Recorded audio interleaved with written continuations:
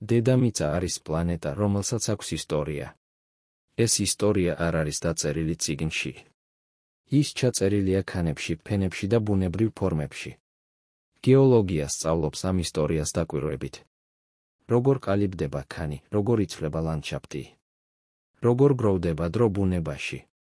მეცნიერება არ ამბობს, რატომ შეიქმნა სამყარო. ის არ აკეთებს თეოლოგიურ დასკვნებს. მისი ამოცანა ახსნას, როგორ მუშაობს ბუნება.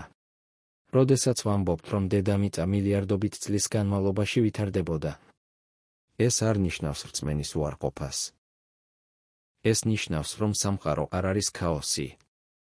მას აქვს წესრიგი და კანონზომიერება. მართლმადიდებლურ ტრადიციაში ღმერთი წარმოდგენილია როგორც წესრიგის შემოქმედი. მეცნიერება კი სწორედ ამ წესრიგს იკვლევს. რწმენა სვამს კითხვას, რატომ არსებობს სამყარო.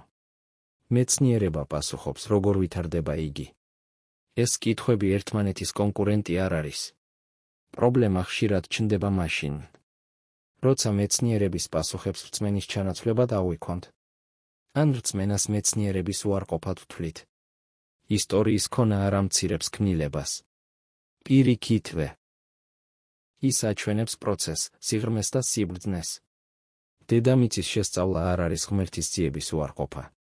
ეს არის ბუნების შეცნობა, რომელიც ბევრისთვის სწორედ რწმენის გაღრმავებას იწვევს.